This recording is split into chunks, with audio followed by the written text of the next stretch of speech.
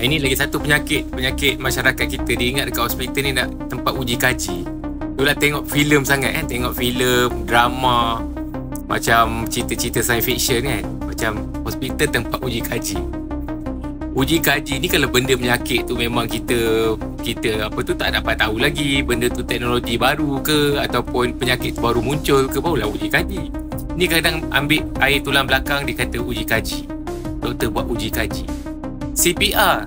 Kalau CPR dia kata uji kaji memang taraf, bukan nak merendahkan waris pesakit. Maksudnya taraf pendidikan tu sangat rendah lah. Sebab benda ni protokol yang dah berpuluh-puluh tahun lama ni kan.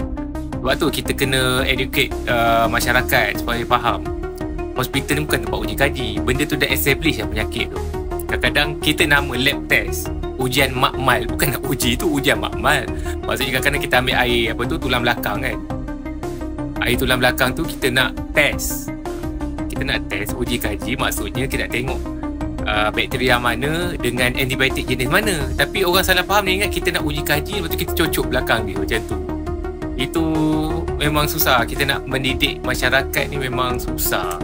Dan dia orang pilih apa yang dia orang nak tahu. Contohnya kalau dia nak jadi doktor Google tadi ni kan, dia pilih apa yang dia nak tahu saja.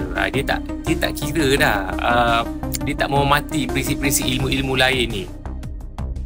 Sebab tu susah. Sebab ingat tak zaman-zaman kita belajar, siapa yang orang-orang medik yang belajar sekitar tahun 2000 kan, kita memang diajar etika dan kita memang zaman tu ICT ni baru-baru nak naik dan memang pengajar kita bagi tahu cabaran besar kita ialah menghadapi orang-orang begini sebab dengan teknologi ICT dia orang boleh akses maklumat dan kita akan berhadapan dengan tentangan-tentangan yang tak apa-apa.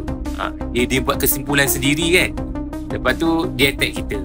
Penuh prejudis. Banyak prasangka lah, banyak prasangka tanpa bertanya dan berbincang. Dan tak buat kajian menyeluruh, dia terus serang.